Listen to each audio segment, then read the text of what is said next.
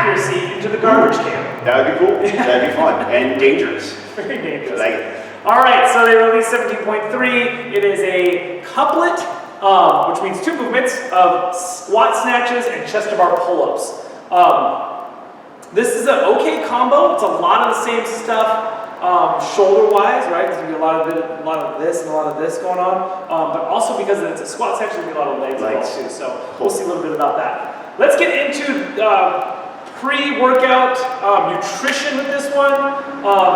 This is gonna feel very CrossFit-y as far as I'm concerned. It feels very Metcon-ish. Yeah, it definitely is. It's a lung burner. You're just always moving, and the less rest you take, obviously, the better off you'll do.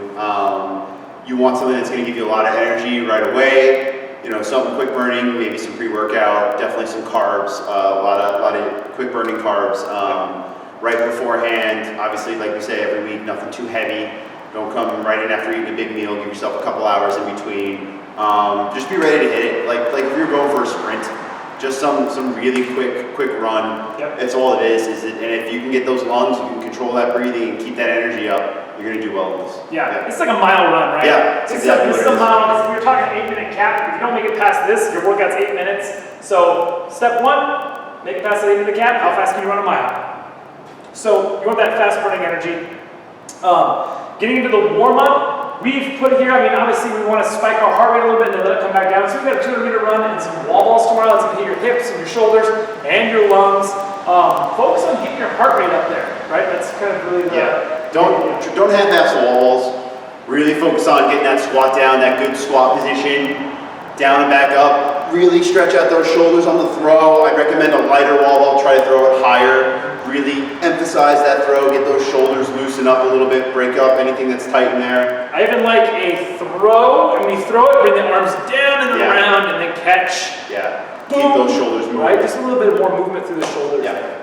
We're going to hit a little bit more of that in the joint prep as well. A lot of PVC work here, PVC pass-throughs. So make sure you're going wider to where you're not feeling any sort of issues in the shoulder.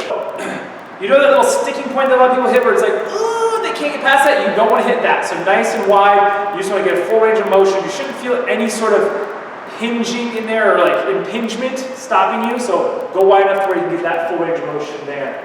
PVC overhead squats, get into that position, pull that bar apart, really focusing on those shoulders, that tight upper back, and then really focusing on those nice low squats because you're going to have to catch this below parallel, especially if you're doing it RX here. And if you're doing the power snatches and overhead squats, once again, you got to get below parallel. Yep. So focusing on that. And then PVC Sashanas, this is just going to be more hips and more shoulders. Really thinking quality movement here, so sink down to that squat and then just pressing up, really high quality movements. Yeah. I'd also say after you're done with all this, if you're still waiting for your turn or ready to finish up the warm-up, grab an empty barbell. Grab an empty barbell, start doing some snatches, start with some hang power snatch.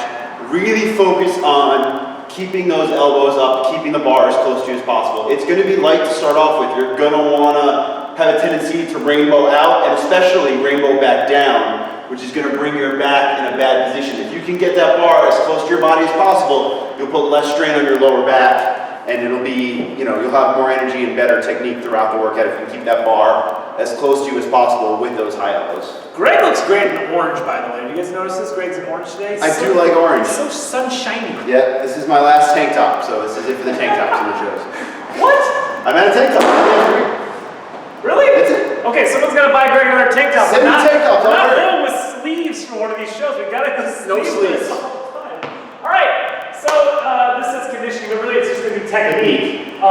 Chest to bar pull-ups and squat snatches, right? You're into level 2, and the scale divisions for everybody, all the scale divisions, masters, teens, and regular scale, can be a power snatch, boom, to overhead squat. So you can restand, you can stop, do whatever, but then you still must pass below parallel. You still have to overhead squat. So you do have to at some point pass below parallel. That's going to be the scale.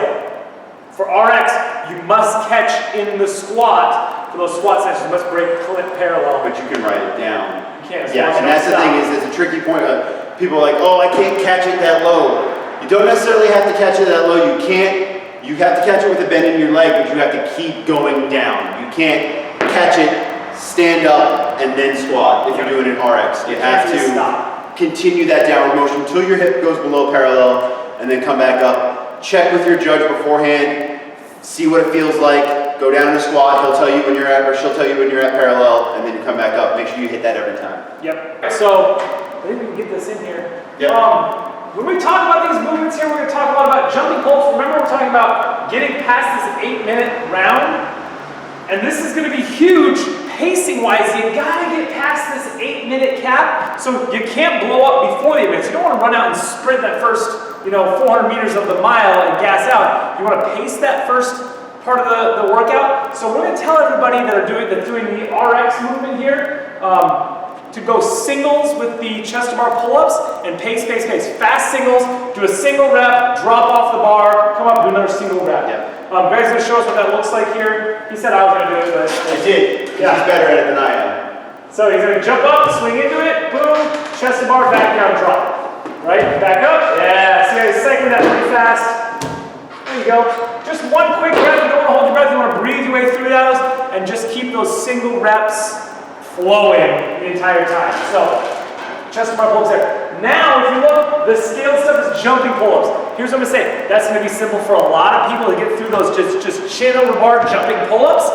Here's the thing, you can't gas yourself. You're going to want to go fast, but remember those snatches are increasing weight. So if you're scaling, just keep that heart rate in check. Okay, you don't want that thing pounding out of your chest. The key is to have the most amount of control possible when you walk up to that barbell. If you're out of breath and you're gassed, your snatch technique is going to be loose. You're going to have a problem catching it. You're going to be all over the place, and it's going to take more energy and more time to recover.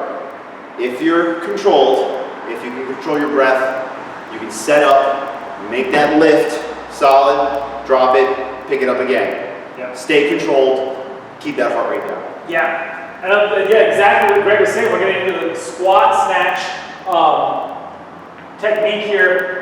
Really, we're talking quality reps. Here's the thing, 8-minute time cap to get through 6 rounds, you don't have enough time to miss reps. So, that leads to right what Greg was saying, you have to have high quality reps. You can't miss reps, which means you have to control your breathing, you have to control your heart rate, because if you're not, you're gonna miss reps, and you just don't have time to miss reps. I missed 1 rep, and I finished with 10 seconds left to get to that next round, which wasn't a lot. So I was cutting it very close, and I only missed 1 rep. And I missed 1 rep too, and I actually came 1 rep short of getting to that 8-minute time cap because I was so in my head, and it took so much time to recover and set myself back up for the next one. It was just too gassed, too out of breath. Yeah, so you just don't have time to miss. So quality with those snatches. I would almost rather you take that extra breath or 2 before you set up rather than push it and miss a rep, because you're just not going to have enough time. So really good quality reps. Keep the bar close. If the weight is light, keep it close. Just a quick open of the hips and then right underneath it, right? You don't need to yank it super hard off the ground or do a bunch with your shoulders. Let your hips do the work. Keep it easy. And it's going to depend on your skill level. It's going to depend on how comfortable you feel with those high rep snatches and your barbell cycling. But doing a couple reps at 95 unbroken, if it's doable for you and you can keep good form, is a better technique than doing singles on the lightweight. But once you get to the 135, unless your 1 rep max snatch is 225 or up there, you may want to go singles, quality singles, drop it, pick it right back up, set yourself up rather than trying to control it down and then coming back up. It's going to take a lot out of you. Touch and goes at 135 would definitely be challenging. Yes. So strategy, real quick, we talked a lot about pacing. That's going to be a good strategy. The other part of this is you can use 1 barbell, you have to change plates, and you can have somebody change plates. You can also set up multiple bars. This is going to be tricky in bigger classes, so keep in mind, depending on how many people, especially that 530 class, and then over at SOTA, we should be okay, otherwise. But you want to have somebody, you want to have a judge who's not changing your plates, then you want to have somebody who's changing your plates, or you need to set up multiple barbells before those workouts going. Now remember, we have limited supplies for barbells, so keeping that in mind. Limited space, limited barbells. Sharing is caring, especially in those busier classes, so you're going to have somebody that can help change plates. So if you just did the workout and you're sitting around and you're not judging, help change plates, get that going. Here's the thing, if you're in a big class, pretty much any of the classes, we're going to try to run it in 3 heats. You're going to get a group of 3. One person's going to do the workout, one person's going to judge, the other person in charge of changing plates, then you'll rotate. So each person will do each job once.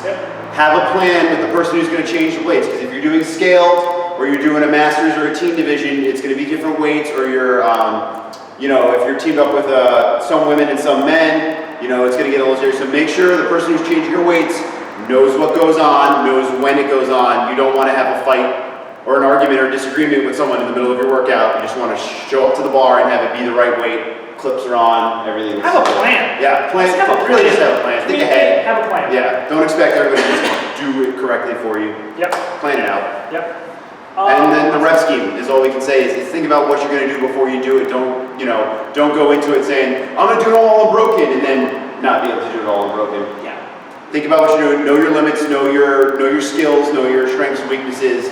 Unless you can fly through these chest to bar in a butterfly motion unbroken, seriously consider doing singles.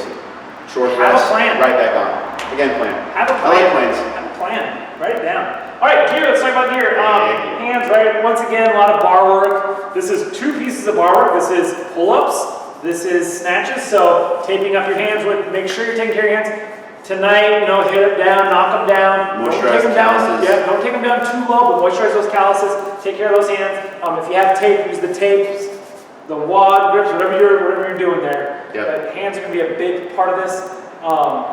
100% mandatory. If you have them, you got to use lifters on this one, right? They're just going to help you with those snatches, pushing back out of those snatches, Absolutely. landing in that right position. Yeah. You're not running, you're not doing box jumps. So even if you've got the Romaleos, which aren't really meant for wads, you're hanging from a bar. It's not going to be a deficit to wear heavier shoes. You're just going to do a big pull. I'll say this: when I hit my 185 snatch, like if I wasn't wearing my lifters, I wouldn't have hit that snatch. Yeah. I was really relying on them to help me get in that position and be stable. So you gotta wear your lifters if you have them today. It's like and knee sleeves, they kind of go hand in hand. Those knee sleeves, surprisingly, I think it surprised both of us that the number one part of our body that was fatigued after this one was the legs. Yep. The hardest thing to do, because there's so many squat snatches, usually in a workout it's power snatch, you're not getting into that full squat and driving back out, but that motion of pushing back up with that weight overhead really takes it out of the knees and the thighs and all that stuff. It's just, yeah, Greg was having a real hard time with that.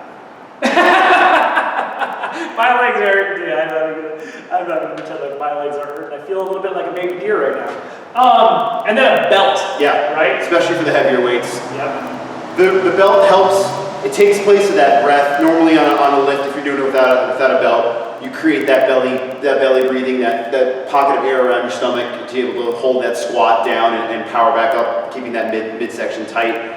When you're gassed, it's hard to do that. It's hard to find that center. It's hard to find that hold. The belt kind of takes the place of that, and you're able to push against it and use it as a little bit of a crutch and help. Yeah. I missed 3 snatches at 185, all because I got there, landed it, and then breathed out because I was breathing so heavy and lost that midline and lost it forward. So that's a really tough thing. I should have been wearing a belt. I'm gonna do that next time. Yep. Awesome recovery.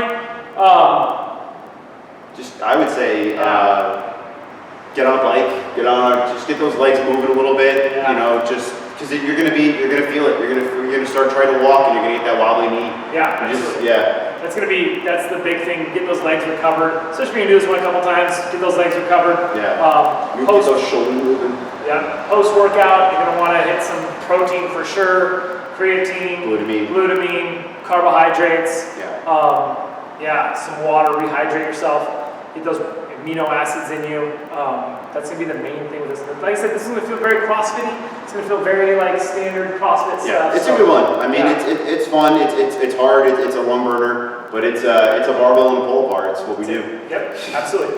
Remember tomorrow night. Is that it? That's it. Yeah. Remember tomorrow night, Soto for Friday Night Lights. We have food trucks coming tomorrow night. Just one. Yes, food truck. There's gonna be a room that we're gonna put the kids in. We're gonna have a movie going. So if you got kids, you can bring the kids. It's gonna be awesome. We're really excited about this. And so no PM classes here at RE. We're going to be dark tomorrow night, closed. Go to Soto, get your workout in, hang out, cheer people on, come judge. It was a blast last Friday. It was really fun last Friday. We're probably expecting twice as many people. I hope so. I hope everybody shows up. Yeah. Boom. Awesome. Great. We'll see you guys there. Good luck on Good luck. 17.3. Yep. We're halfway through the open. No! It's almost over. We love you guys.